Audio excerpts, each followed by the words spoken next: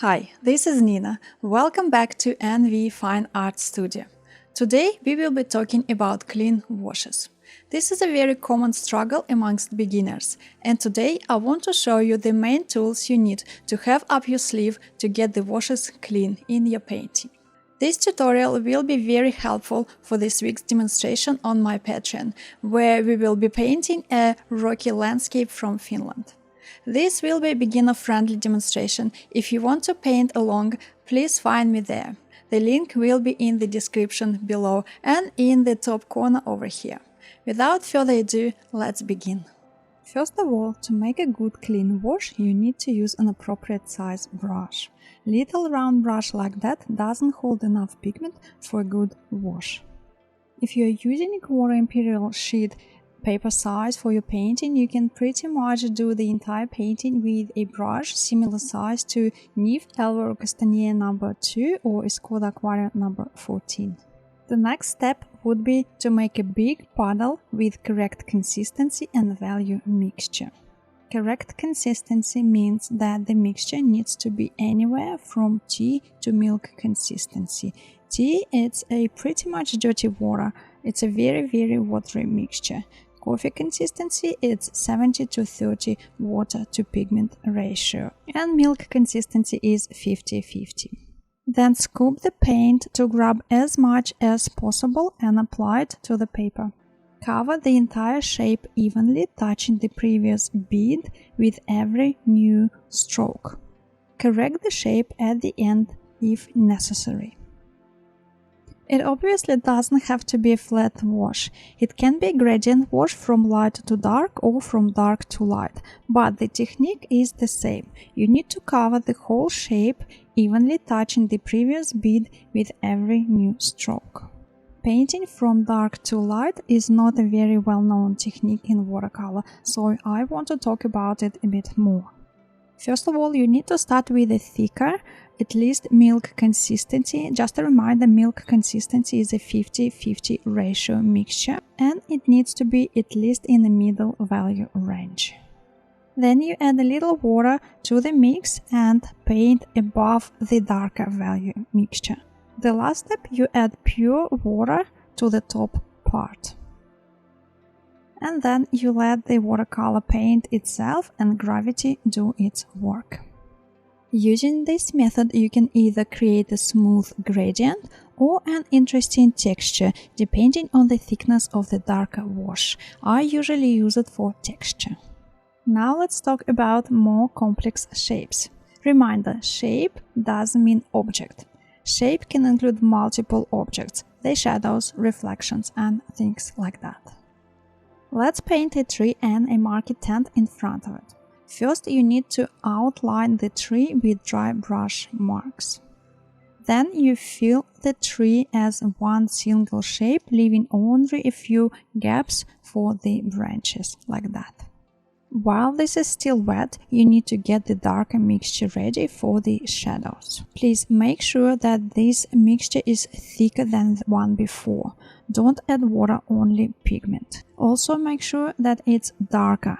And to make it darker, you need to use darker paints, such as burnt sienna instead of raw sienna, or add ultramarine or neutral tint.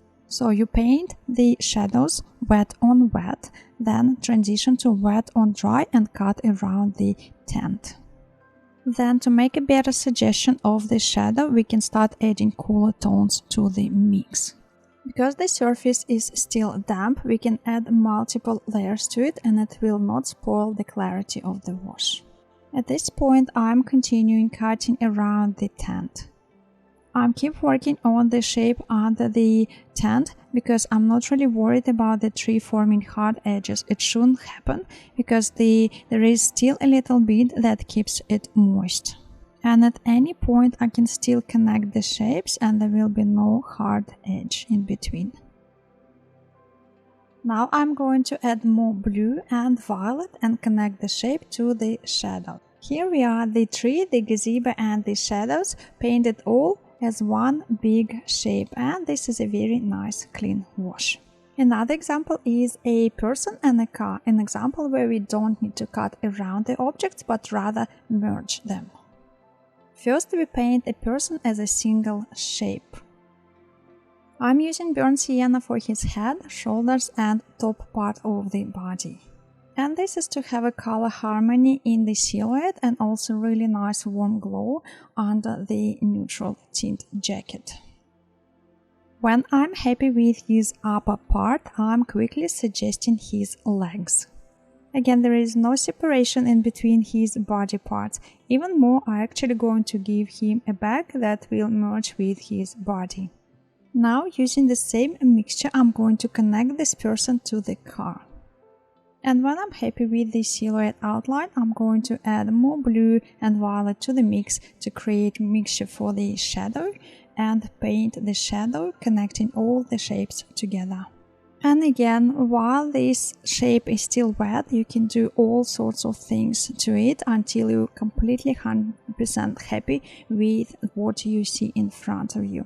For example, I'm going to grab a little bit of buff titanium and add the number plate to the car. And here we are, a parked car on the street, a person walking in front of the car. And we have no doubts what is happening here, and yet there are no specific objects painted. There are no separation in between these objects, and yet we still understand what's happening. And most importantly, the wash is fresh and clean. It is very important not to get bogged down with little things. You should never sacrifice a good wash for little detail.